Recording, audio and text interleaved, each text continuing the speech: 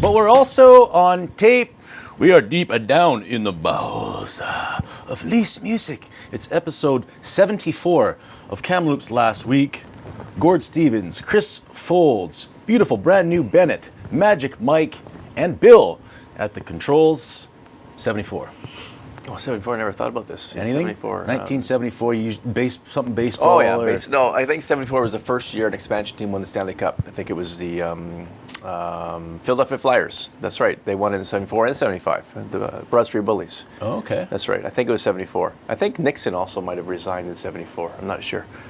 Anything from 74 from you, Mike? You know, 1974 for me is my Buick LeSabre convertible, Luxus. I bought it when I was 19. All my friends were buying Cavaliers, and they said, "Why are you buying that boat?" And here we are 30 years later. Give us one memory from that. Were you mooing out of the convertible top? I've mooed at many cows as I drive by them on the thing, and I was dating my wife because it predates my wife. And we were driving along in Pritchard on the hills. There's a big cattle farm up there. And I started mooing at the cows, and she sunk below the seats of the car because it was her parents' right neighbors. Yeah. Were you doing the Doppler effect with her? Yeah. I tried to explain that to her. Yeah. You know, it's just she just doesn't get it. Was this before or after she dumped you for panting? So I got down on all fours in front of the stove and just panted like a dog, like, you know, looking into the stove. And a couple days later, she broke up with me. Panting like a dog. This might have been after, because she would have dumped me for sure for that one. Yeah. Yeah. Okay, hot start. We got a great show today. Kelly Olynyk, 7-foot big man, Utah Jazz, South Kamloops secondary graduate. I talked to him last week or so. It took a while to get a hold of him, but he was really good. He was relaxed and comfortable. So we're going to hear from Kelly Olynyk in a little bit, talk about his, a lot of things. We'll get to that later. We're also going to talk about you.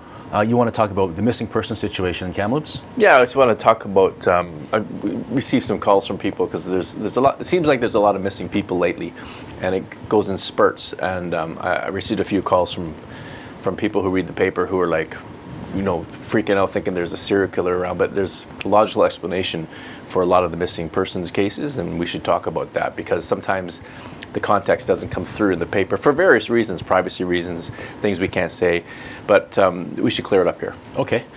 I saw you running hot a little bit on Twitter about, you're defending the CBC. Oh, yeah, that was, wasn't I? Yeah, no, someone, Pierre Poilievre wants to defund the CBC, and there's a good article about what that means. Could it mean completely, or could it mean just changing some stuff? I don't disagree that CBC should not be competing with the private media like us for advertising. I think that's wrong because they have unlimited resources. So, and their employees are paid by the taxpayers, like you and I pay for Doug Herbert's salary, not vice versa. And I think the CBC is great. Doug and Shelley and Marcella and all them do a great job. But and the radio is ad-free. It should be. The TV should be ad-free too, because it shouldn't compete with the private interests. However, you shouldn't defund the CBC. It does great work. Yeah. CBC is great. And then you had some yahoos on. Someone posted a good story of explaining what defunding the CBC could look like, and then Howie Reimer, the former Radio NL guy who's now the head of Downtown Kamloops BIA. He posted something saying, "Hey, you know this. You know, I like CBC has its faults, but we need it there because it balances the private and public broadcasting field." And then a bunch of yahoos said, "Oh, balance CBC, balance. They're a propaganda arm for Trudeau and this and that." And you sent the same reply back. Well, I just replied. I said, if they're a propaganda arm for Trudeau, why would they be doing all these stories about Trudeau's many ethics violations and many controversies, whether he's groping girls allegedly in Creston or he's the first prime minister to have 3 ethic violations charges? I'm no fan of Trudeau. I think he's emperor and emperor has no clothes. He's been proven to be a very, very weak leader, a guy who, anyway, I don't like Trudeau, but you can't say the CBC has is a propaganda arm who treats him with kid gloves. I mean, they were one of the most voracious media outlets to attack him on the SNC Lavalin scandal with Jody Raybould Wilson, and his trip to the Aga Khan, his ethics violations, everything. I mean, even now, like he's now said that they're going to buy the F-35 jets. When he ran in 15 saying, we will absolutely never buy these jets. Well, they're running that clip all the time. So these people who just jump out and say the CBC is a propaganda arm for the Liberal government, they have no clue how media works, and they're not watching the CBC to see what they're doing. We're recording, right? Yes. On another angle, like I've worked there for 10 years, so I'm a little bit biased, but I like the That's style. right. You're a part-time worker over there. That's right. Here you have options like NL. It's a different style of radio. It's hard news, fast. Usually they do other shows too, but in the morning, and CBC's a different pace. They dive deeper into a little issues a little bit more, I would say. And They do few stories, but a little bit they're deeper, which is Yeah. good. And then you have NL, which is like other media like us. They have to do a whole bunch of. They keep their website populated. They have to keep the stories going. They do Yeah. a great job with limited resources. NL does. CBC, it's a different pace, and it's good. Club car. Cocktails like you've never tasted before. This company loves the arts. They love supporting young, emerging musicians. And if you like the idea of a Kamloops-based distillery, then you have to love the idea of Club Car Beverages. It's Kamloops Last Week's brand new co-title sponsor. You can find them online at clubcarbeverages.com, and they round out our Last Week Clique sponsorship consortium, which also includes Gord's Appliance and Mattress Center, McDonald's, and Cold Control Mechanical. This is big, Mike, and you played the middleman in this whole deal, didn't you? Yeah, I guess I did. You know, they're here's what I think is cool about Club Car is that they are really all about musicians. They're about Kamloops. They're from Kamloops. They're trying to 25 cents from every can goes towards helping new and upcoming musicians. People like Susie Ron and her daughter. You know, that are trying to make it. They'll help out with that stuff. This is a symbiotic relationship. You kind of put me in touch with Media Melody, we'll call her, this wonderful breath of fresh air marketing Melody that I've been dealing with. And I got talking to President John, we'll call him, and they have a company called Club Car. They're opening a new distillery. Right now it's vodka drinks, great vodka drinks, and they're going to have a distillery on Mission Flats Road by ITEL and what else is out there? The Valhalla Smokehouse. They're into music, and we were looking for more of a musical feel on this show. And you talked to them, they talked to us. I've been talking to them, so they're on board now. They're our co-title sponsor, along with Gord's Appliance and Mattress Center. They have vodka drinks in BC, Alberta, Saskatchewan, and Manitoba. It's Club Car. You know what Club Car is, obviously? Yep. What is a club car? I mean, as far as on railway, The club car is where you go and you. I was in the club car going from Edmonton to Vancouver when I came back from college back when I was 18, and I spent the whole time in the club car drinking with these Ukrainian and Russian guys playing great music and buying us drinks. And I don't remember anything from Revelstoke to Vancouver. Yeah, fantastic, a fantastic time. 18 carousing, years old, underage, but I got in there. It was pretty good. Carousing in the club car. Yep. That's the kind of vibe that that's kind of their marketing feel. Their guy on the ground here in Kamloops is Steve Earle. So I was talking to President John and Marketing Melody, and they say, "Oh, do you know who Steve Earle is?" I'm like, "Yeah, I kind of know that. Where do I know that name?" Copperhead Road. Well, Steve, first of all, let's deal with that first. Yeah. I think the intro to Copperhead Road, the song, is top 5 all-time song Absolutely. intros. What do you think? Yeah, I think so. Absolutely. That song is with the mandolin and everything. That like song that. is one of the top songs. The story is fantastic. The too. build up to that, like the way that you feel in that build up, the Yeah. sound to me, you could tell, like, why does that sound so good? How they, like, to the sound. You know why it's got a Scottish background to it. It's got a driving force, but you know who probably is a better explainer of this is a dancer, somebody that actually knows and has studied music. Bill, what do you think? Any thoughts, Bill? What drives people with that driving beat? It's the Scottishness. It's the Scottishness. It sounds like there's bagpipes at the start, doesn't it? Yeah. It sure does. Mandolin and Yeah. Hey, you know how many mandolins that song has sold? Mandolins And are it's great. got the Tens, stomp too. tens. I don't love the whole. I think it's a good song. It's a great You song. love it. I think it's a really The good song. story is fantastic. It's a really Story good to the song. There's a story to the song. Okay, well, what's the story? It's one of the greatest stories. This guy is selling weed, and he's illegally in the States, and he's being harassed by the DEA. But he's learned a few things. His dad was a moonshine runner back in the day, so his dad used to sell moonshine in these mountain, the hillbilly towns of the Great Smoky Mountains. And the sheriff used to come around and try to bust him. And his dad and his uncle, they took this old police car and they jazzed it up so they can get away from the sheriff. And that's how NASCAR started, by the way, back in the day. NASCAR started by running from the bootlegging, running from the sheriffs, and then it became racing. Yeah. And so they took this they bought a car at an auction, old police car. They jacked it up so they can get away from the sheriff. So this guy was telling the story about that's what his dad used to do. So this guy, the narrator, Steve Earle, he goes and does two tours of duty of Vietnam. And he learned there, he learned that he got involved in the trade there, the marijuana trade, came back, he started growing pot, and he set up traps because he learned a thing or two from Charlie, don't you know, Charlie being the Viet Cong. You better stay away from Copperhead Road because he set up booby traps. So the DEA comes in there, you try to get my pot, I learned some stuff in Vietnam, you're going to go down just like my dad beat the sheriffs back in the Depression, 30s and 40s. Great song. Really, really good song. Amazing intro. Great. Yeah. Now we know intro. the background. Yes. Best song, but also best intro for Steve Earle from Kamloops. Yes. Yeah, who is? Who, by the way, his son. I was actually one more question on this. Have you ever been chased or by a cop in a cop car? Like Never been in a chased. car chase? No, never been chased. I have actually. I have. Really? Yeah. What happened? Can you share? Well, another amazing intro of a song I was listening to in my van in the 1990s, and it was Santana, Oye Como Va? Oh yes. Yeah, da, da, da, da, boom. Oye, como va? And that was playing, and I might have pushed on the gas a little bit too much. You were just I had fired a up, eh? 351 Cleveland in my van 'cause my dad and I decided to soup up this van, and I may have had the needle buried, which I would not recommend anybody do. And in Falkland, they set up a roadblock, and I got $100 fine. A full-on roadblock. Yeah. You're also wearing. You forgot to mention the Sasquatch outfit too, probably the whole time. What happened with you? Well, I was in the passenger seat, and the guy who we don't encourage this, the guy who was driving had been drinking, and the cops turned the lights on, and he friggin' hit the gas. We went to this park that we know, local in White Rock. He took the keys that he had and just tossed them, launched them into this park area, and we waited for the cops to come and get us, and said that he wasn't driving.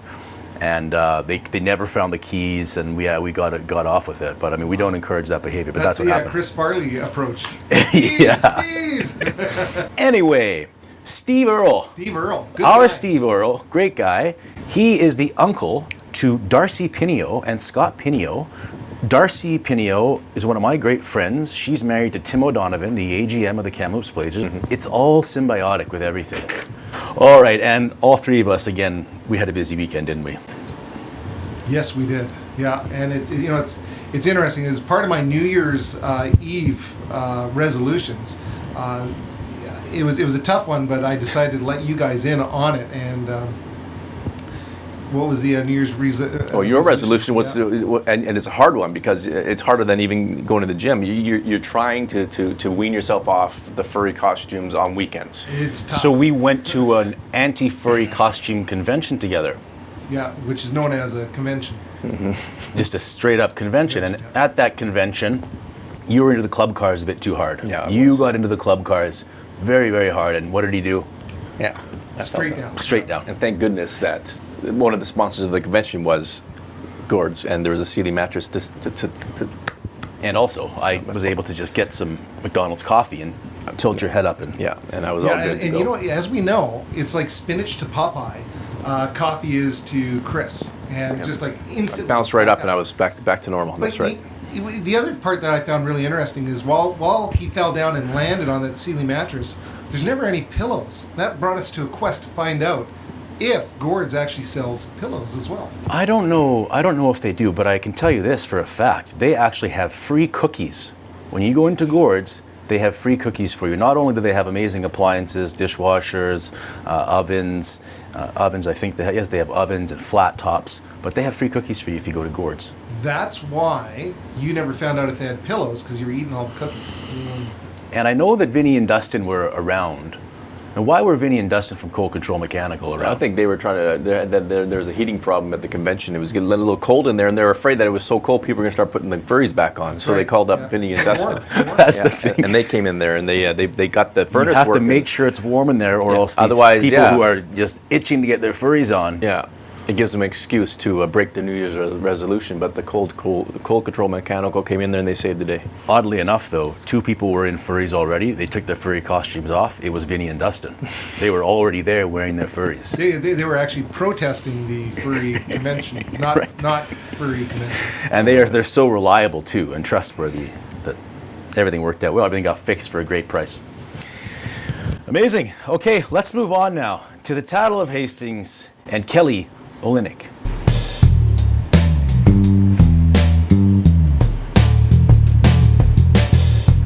I think we've got one slide here to go. There he is. This photo, Gord's kind of in the way of this one, but it's a great photo. Like with the is Celtics, LeBron right. James. Yeah. LeBron James and Against South the Kamloops secondary graduate. Pretty crazy, Just it's surreal to think Yeah. about that, right? Yeah.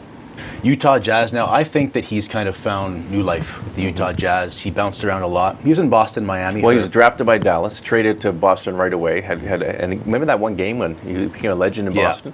They went to Miami. I think they beat Washington in the Game 7 or something. And he went Game nuts. 7. Yeah. Boston, Miami. And he went to the final with Miami. Yeah, and he got a big payday there too. Yeah. I think Detroit, Houston, or Houston, Detroit. and Houston, Detroit, and then Utah. And that's where things got a little bit muddy for him. Like he bounced around. He's a journeyman now. He didn't really fit in there. He had some injuries and bounced around. He's landed in Utah. Yeah. And just talking to him, it feels like he's happy. He got married last summer. He's got a beautiful wife, Jackie. He's got a new little dog. A nice dog, yeah. Also on the court, the Jazz I think they're 10th, so they're in that play-in tournament spot. Yeah. He's averaging 12.2 points per game. That's about 2 points more than he normally averages. Shooting well, 50.3 field goal percentage, 83.1% from the line, which is crazy. Rebounding well. Injured right now a little bit, but starting when he's healthy, 28.2 minutes per game. His career average is 22.4.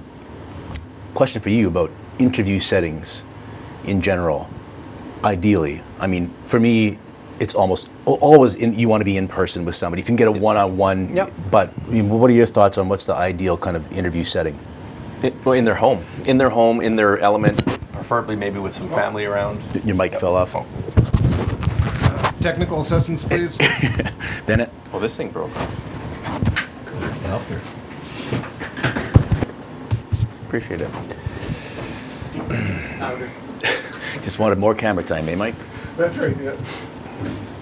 Continue on with that thought. You're talking about being in the homes. Yeah, preferably in the homes. I think anyone would say it's less sterile environment, and you get a sense of who they are. You can look and see what books are on the shelves. You can see how they interact with their dog, in this case, with their partner.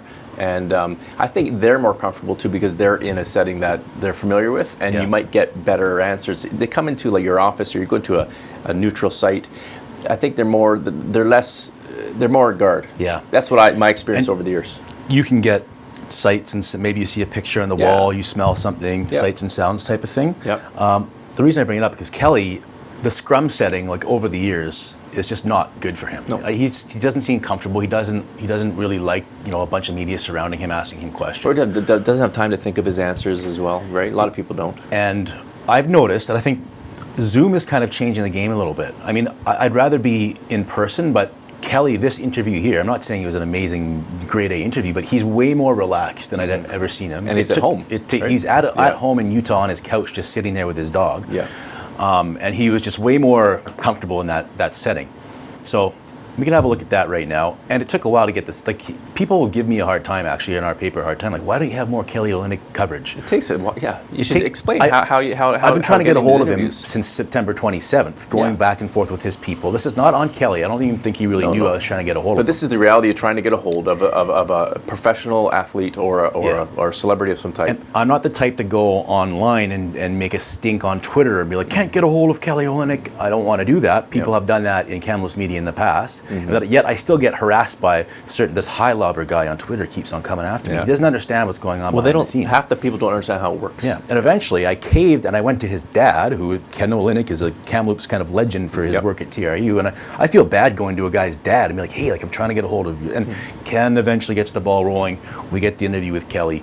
And also, when you have these young, athletes come up through the amateur ranks, once they go on to professional ranks these days, people can follow them on their phone. And we're a weekly newspaper where I can't have the the last night's Kelly Olynyk stats in the paper. No. You know, and if you're looking for Kelly Olynyk coverage, you go to your phone, you go to the online. There's a billion places to find out how Kelly did last night against the Utah Jazz, but there's only one or two places where you can get a really intimate local interview, and that is with the local media such as ourselves. And that's why we go hyper locals, because people say, how come you don't have the Canucks story in the game? Because you can find a billion places, but you can't find the in-depth stuff about the Blazers trade, for example, in but a very, very few places. That's what we're trying to focus on, right? And we do every once in a while like to catch up to him, catch up with him like we did here, talk about his dog, his wife, his money, his journeyman career, his jersey retirement at Gonzaga, the Olynyk Klynyk in Kamloops. Will it come back? We'll find out right now. Let's start with some Christmas holiday talk. I saw your Instagram. Looked like you were in a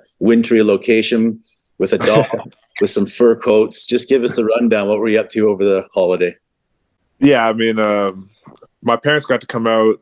It was like kind of middle of December. We had a kind of a different holiday schedule this year. We had to fly to San Antonio on Christmas Day at like 2 p.m. So my family didn't end up coming actually for Christmas, but my parents came like a week before, and we got a little time with them. We went up to the ski mountains, did some holiday stuff. And then for us, we played on the 22nd. Then we had practice the 23rd, 24th, and then the 25th I just spent with me, my wife, and our puppy. And then I was off to San Antonio on the 26th. Yeah, tell us about the puppy and then those coats. I have to ask you about the coats that I saw you guys all wearing in the Instagram photo. No, the puppy's good. She's actually, I don't know if I can you flip your camera in this? I don't even know. She's sitting right here, if you can see her. Oh, what's her name? Millie Rue is her name, but she's just over 2 now, and she's a little princess. Yes, she certainly is. Yeah, she's spoiled, but she makes the world a better place. Everyone loves her. And what about the coats? Did you just buy those for your close family, or how did those show up? It was like a sleigh ride. You go in like a sleigh up the mountain to this like Viking yurt. So this like big like yurt, and you have this like huge Viking dinner, and then you go down the sleigh ride, whatever. So people we were going with had gotten everybody a fur coat for like the Viking yurt dinner. So it was like, so we were kind of like all had fur coats and like hats, and it was the snow was coming down. It was pretty cool. One more kind of personal question, and we'll talk basketball. I haven't really talked to you since you've been married. So how does the life of an NBA star change from being a single guy to being a married man? For me, not a ton has changed, really. Obviously, you're married. It's been good. I mean, it's great. I have a beautiful, loving wife who's amazing, does a lot of things, makes my life way easier. Which is really, really, really awesome. But for us, it hasn't changed a ton. She works as an accountant, is based in Austin, but when we're home, playing at home, she's usually in Utah. And then when we go on the road, say we go on like a 7-8 day road trip, she'll usually go back to Austin, check in at work with friends, whatever. So it works out great for us. And then, obviously she looks after the dog, when we're on the road, and it's been great. You've obviously learned about, how to live life in the NBA, and I want to ask you about that. Just bouncing around now, I think you've been 5 teams now. So let's start with kind of the positives about that. What are some of the neat things about having been able to play for different organizations? Yeah, it's crazy because when you get in the NBA, and I was playing for Boston, after the first 2-3 years, you think you're going to play there the rest of your life. You think it's crazy. And then all of a sudden you move to Miami and you're there for 3.5 years. And I thought I was going to be in Miami for the rest of my career. And then I got traded to Houston, and then I signed in Detroit, and I got traded here. And then you really see like how the business side, the NBA really works. But I think it's a blessing, personally. You get to, experience not only 5 different organizations, but 5 different cities, 5 different parts of the country, the different cultures that are associated in those cities, and how they operate. Just get to explore and broaden your horizons. For me and my wife, and my family and friends who get to come visit in these different places, and try new restaurants in different places and do different things. In Miami, people who came got to go to the beach or do this, and in Boston, people got the historical tours and history that Boston beholds. And out here, people who come can go skiing and snowshoeing and all that kind of different stuff. So you get to experience obviously 5 different organizations, and you see what certain organizations do well, what you think they could maybe do better, or what one place did really, really well, and another place did really, really well. And you kind of take those and you can kind of pass it on and help different people and organizations, and know how things are when they're run well, and it's things that can be improved. But it's kind of cool to that. And then on top of everything, I've had 5 different sets of teammates, and you're just making connections and friends and network, and it's something that I've really enjoyed. And as you go throughout the NBA, playing 10 years now, you've met a lot of people, played with a lot of different people, and you keep those connections, and those grow into different things down the road, whether it's friends, family, business, whatever it is. And that's something that you don't take for granted either.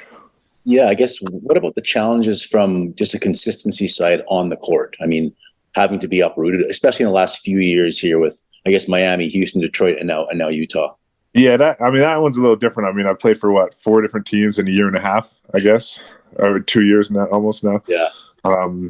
So it's a little tougher to get in that groove and that chemistry and that consistency, and that's why you see teams who are together for a while. They're kind of like a well-oiled machine. Like they know they have that chemistry on the court, off the court. When you kind of throw some stuff together, it takes time to build and to learn each other's roles and spots, and how you can complement each other. So it's a little bit different. And for me, I feel like obviously Houston, getting there and getting the opportunity was really, really good for me.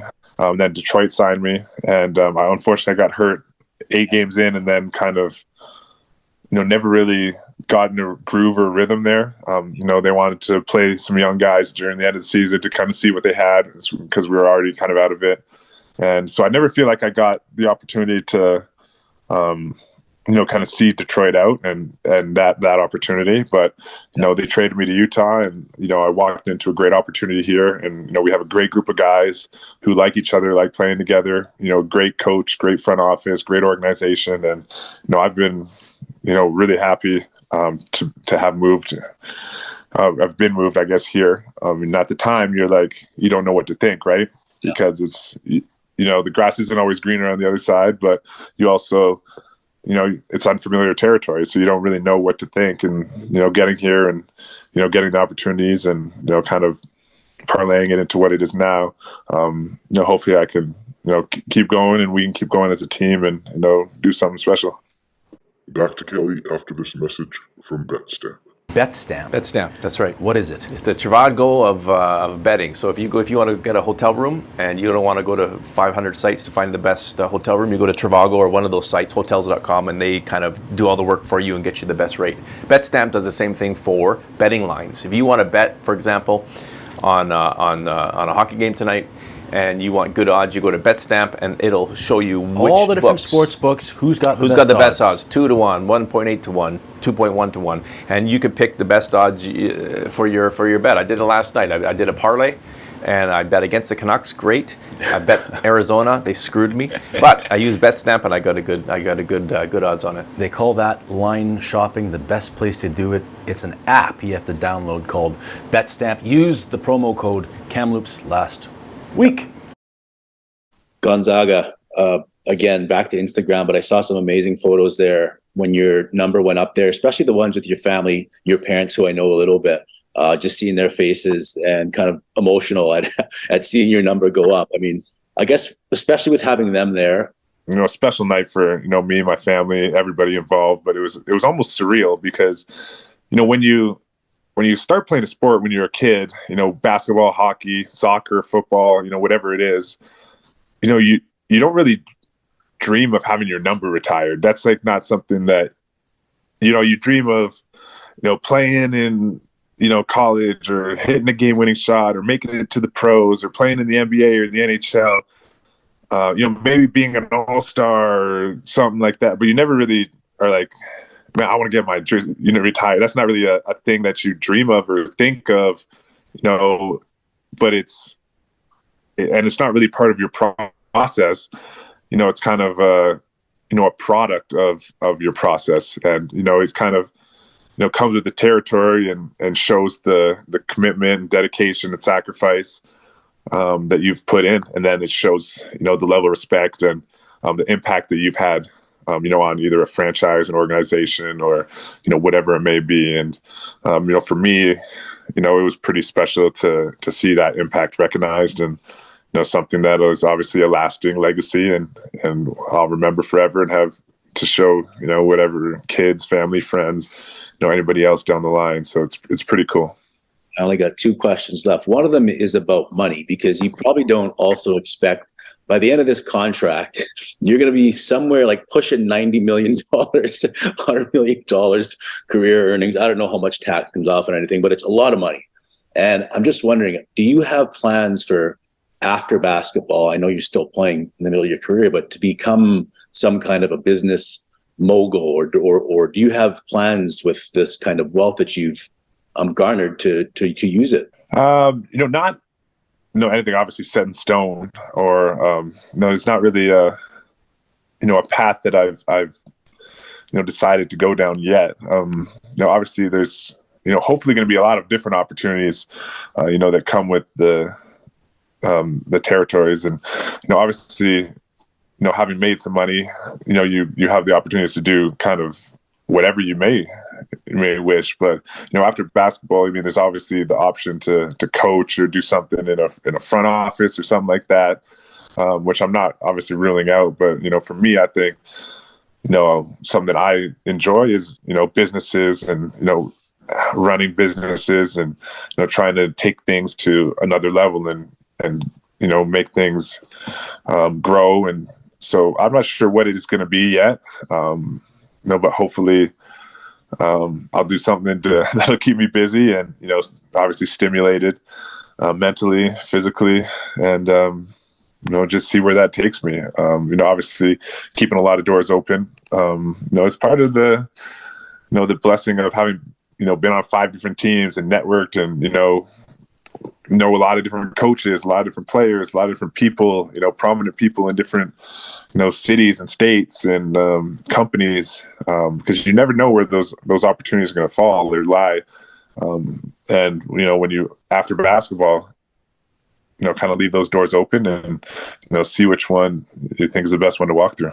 Yeah, well, one follow up on that. Do you have to be careful? There's no secret that you have money, and you seem like you have a pretty good head on your shoulders and a good circle of people around you. But do you have to be careful a little bit with people's intentions when they approach you with things?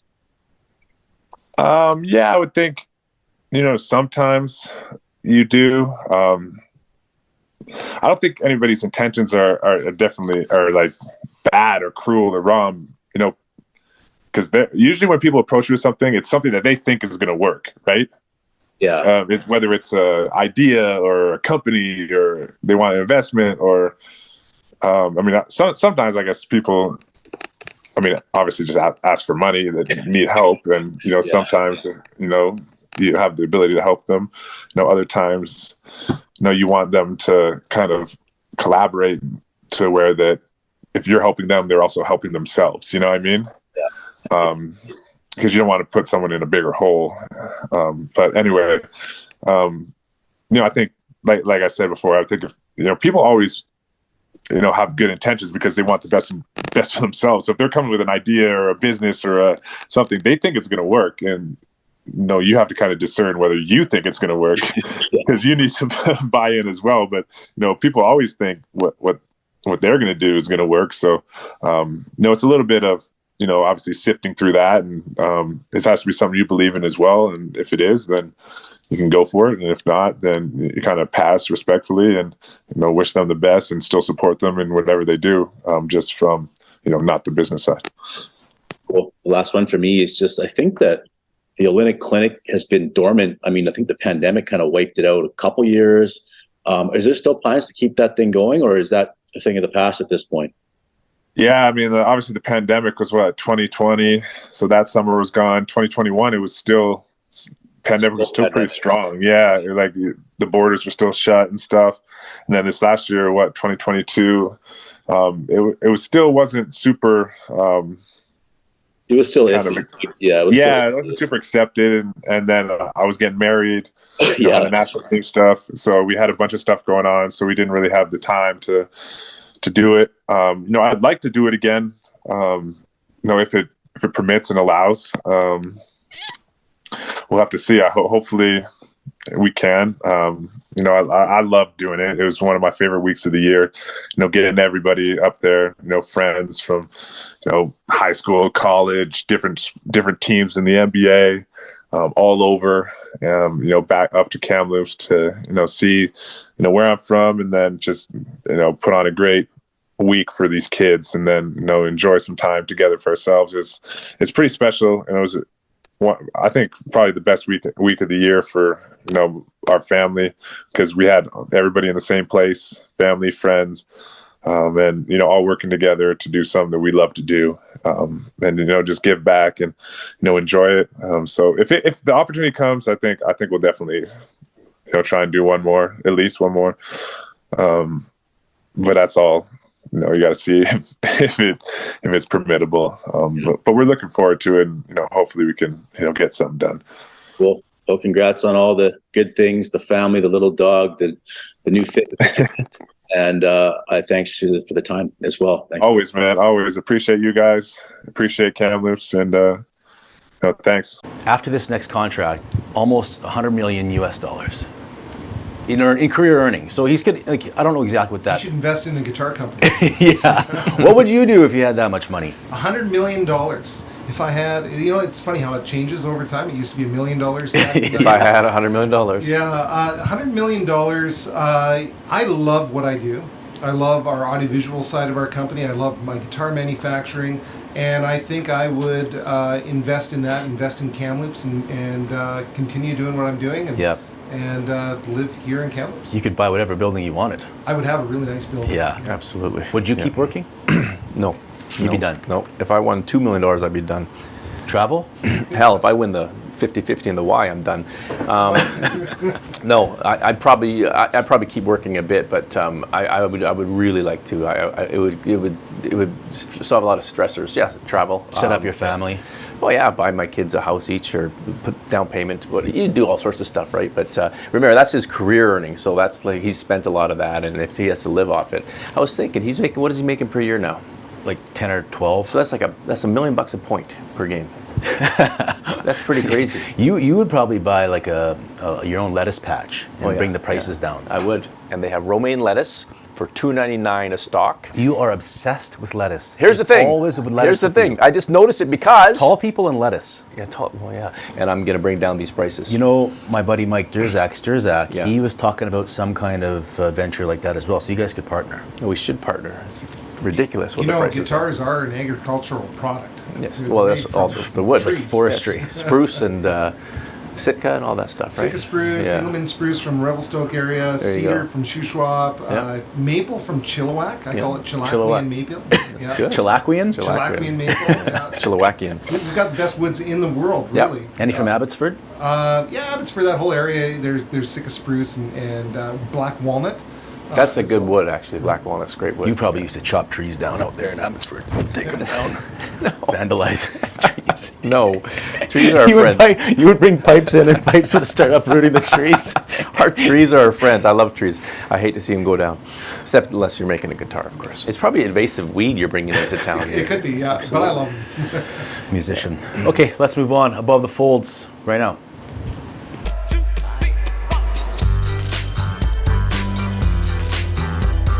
The topic is missing people. We have Shannon White, we have Ben Tyner, who is a cowboy from Merritt, and we have Jakob Gibbon, a young guy in Kamloops who went missing last week, I think. December 28th, 2022. Right, Ben Tyner went missing a few years ago down in the Nicola Valley. He was January 2019. And Shannon, November 3rd, 2021, I believe. She was last seen November 1st, 2021. Right. And I also have Ryan Shtuka. His photo's not up here. And Ryan Shtuka went missing in, 18? February 17th, 2018. Nearly 5 years ago now. So there's a lot of people who went missing under mysterious circumstances and have not yet been found. And and it's tragic. And in some of the cases, we kind of know sort of what might have happened to Shannon, and we know that Ben Tyner, the police have said foul play, criminal involvement. Don't know why, but it's not like a random thing. With Shannon as well, police have said they suspect foul play. They suspect foul play, and we kind of know who they're focusing on, but we can't really report on that too now. So it's not like it's probably not like a random thing. It's a targeted thing. It's a sad thing. And then Jakob Gibbon, we don't know anything about this. Michael Potestio spoke to his mom and his sister-in-law for a story at KamloopsLast.com and in today's newspaper. What is the latest on that? The latest is it's a mystery. I mean, as of today, what's today? January 11th. So as of the 11th, as of the 10th yesterday, it's a mystery. He went to the hockey game, Blazers game against the Rockets last Wednesday, and on the 4th, and with other family members. Everything was great. Him and his mom drive back home. Live off Schubert Drive. They stop at the Tim Hortons. They get a coffee. He was laughing. They were talking. They go home. She was going to bed. She says, "Go to sleep now." And he was on his bed, on top of his bed, laying back with his coffee. And he said, "Okay, see you later, Mom." Next morning, he's gone. His car's gone. No one knows where he is. The last known cell phone ping was the next morning at 11 a.m., and it pinged off a tower near the Northbridge Hotel, which could mean he was 3 blocks away driving, or whoever had the phone was. It doesn't mean he's in that area, but that's the nearest tower that pinged his last location for his phone.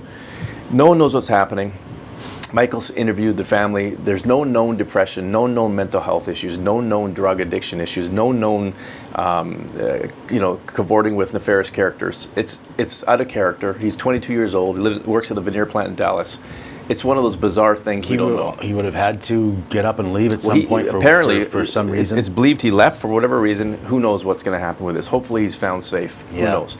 But we bring this up because in the paper, especially recently in the news, our paper and other news, there's been a rash of missing. And it's happened for the last few years. It started really in 17-18 when the policy of the police, they had to start enforcing the policy of if they get a missing persons report, they really have to get it out there to people. And so I get a call from 2 calls in the last 2 weeks from people who said, all these missing people, because there's a bunch of missing person cases in the paper, but the vast majority, they're found safe, and then we do an update online or in the paper saying this person's been found safe. And people think there's a serial killer out there. They think there's a Robert Pickton, a Clifford Olson. And the reality is the vast majority of the missing people you see in the paper are found safe. Yeah. They had to get away for whatever reason. And that's good, they're found safe. Some who aren't found safe, and the police have started saying this, they were found, she was found, she's safe. He was found, he's safe. And then we started asking, well, how is this person? A couple years ago I said, you found this person, are they okay? And the police officer said, well, off the record, no, they were found deceased. But we don't want to say anything about that. Now they're saying that, because people should know. You don't have to go into details, but when they say there's no criminality involved in their death, like a lady, a couple months ago, she went missing in Merritt, they found her vehicle, don't know where she went. She was going to a yoga retreat. People started thinking the worst. She was found a few days later, and only a few things could explain it. She was abducted. She had an accident, fell on a cliff. She was attacked by a bear, whatever. All they said was she was found deceased, no criminal involvement believed. That's usually a way of a suicide. That usually means it was a suicide. It was they took their own life for whatever reason. You don't delve any further, and it's done. But we should. If you're out there saying this person, please, we're looking for this person, and they're found, we do an update. If they're found and the news is terrible, we do a brief update to let people know this is what happened. On that note, there's the vast majority of the missing person files. Also, you'll see in the paper, are youth. And they're youth who are in care, foster care, government care. Yeah. And the difference between BC and Alberta is there's no restraint law here. So if you have a kid in foster care or in a group home and they want to leave, you can't confine them physically. In Alberta you can, in BC you can't. So if they leave and you know they're going down two streets down to hang out with whoever, you have to file a missing person report with the police. The police then have to release it.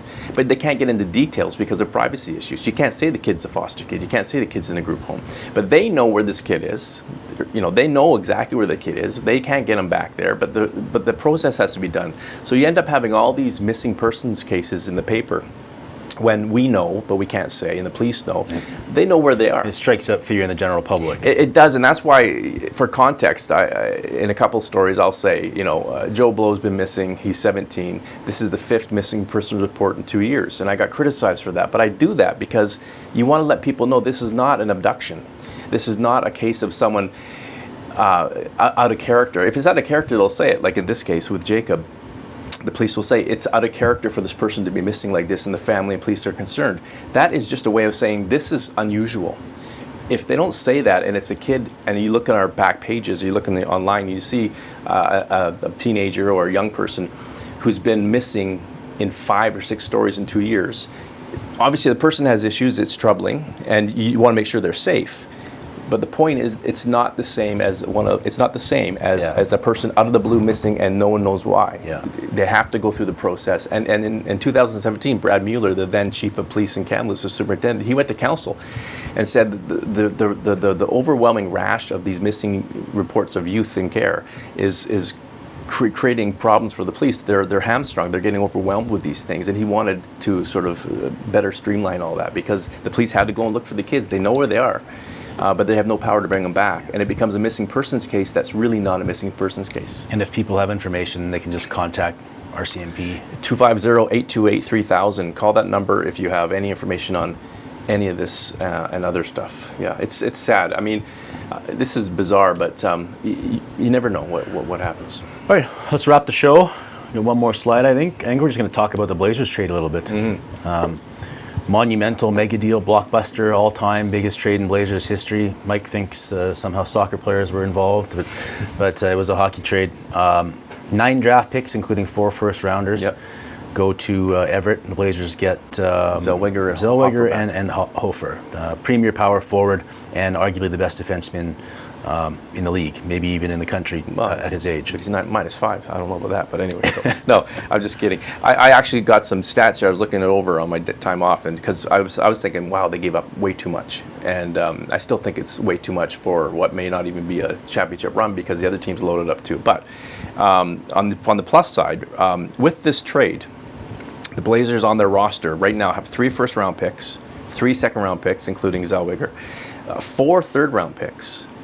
And then 5th, 6th, 7th, 10th, and one of the great 10th ones was Kiefler. Kiefler. And Fraser Minton is a fourth round pick too. And there's 3 of those in there. So those are diamonds in the roughs that I think if you take all the picks they gave up, and they'll get some back with trades, right? Yep. They'll get, but you see that there's 1 fourth they've lost and 1 third. A lot of firsts, and it's a lot to give up. But I think if you look at their draft history here.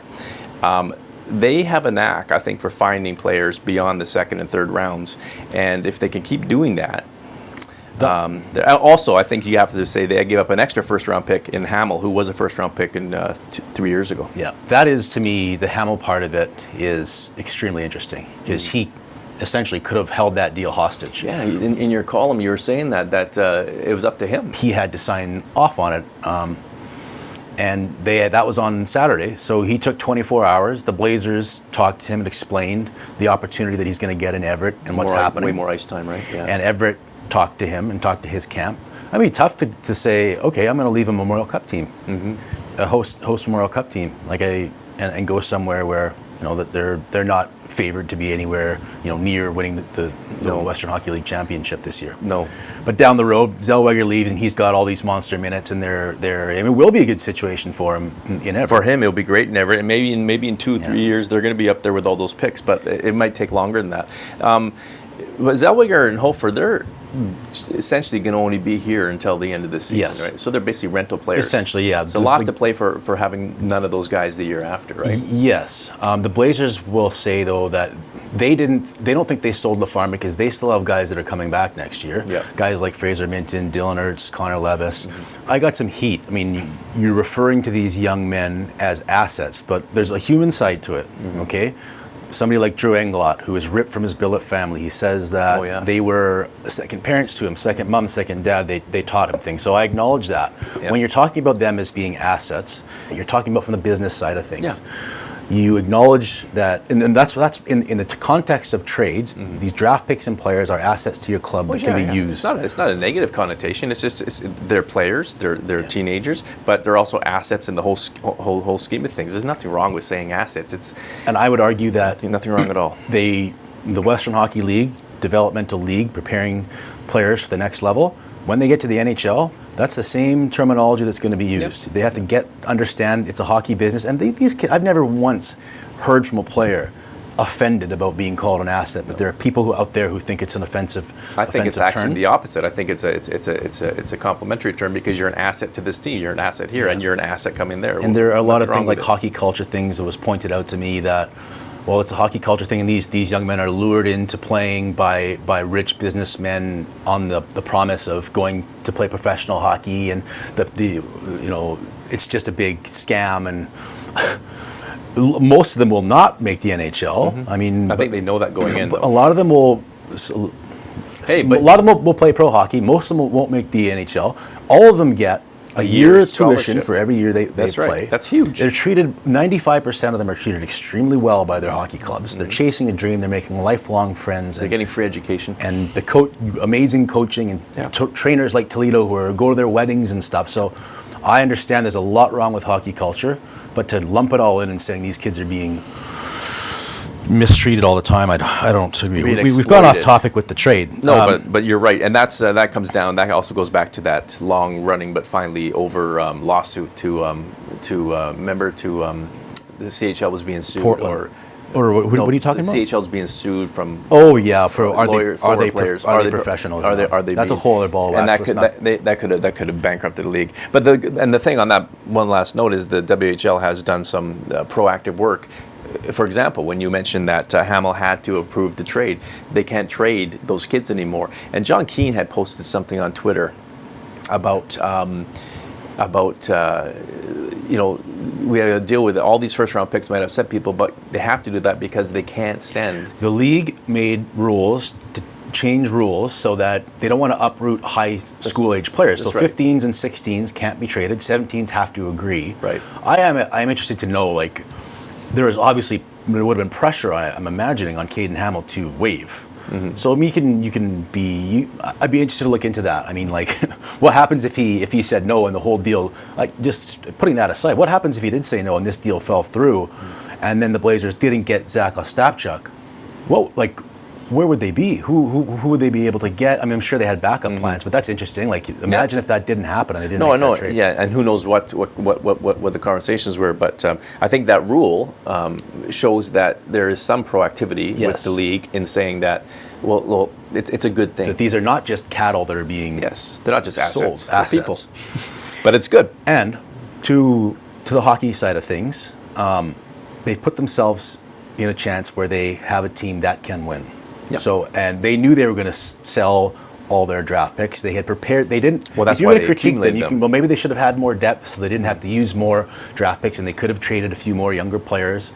But that's not what they had. They had draft picks that they had stockpiled to use for this very scenario. Yep. The prices were high. That's the way it was. They can't not act, so they did what they had to do to bring in players that can help them win. Seattle's going to be the favorites. Really good. They have to be the favorites. But now it's about which team can gel the quickest. Sean Clouston, which coaching staff can get the team together. And in my mind now, the Blazers are in with a shot, and that's what they wanted. Well, yeah, I was just thinking though that trade. I don't know if it's the largest in league history, but it has to be up there. I think it was. Can you imagine what it would have been if Bedard was coming over here? Well, I think they probably would have to get Sam Manzenter to rejoin them. Yeah, that's incredible, man. Incredible. Tom would have to throw in a few shark clubs. That is quite the deal. We'll see how it pans out. I think the concern I have, as a fan or any fan, it's not necessarily with this deal, because you got to try to win the cup, especially when you're hosting it.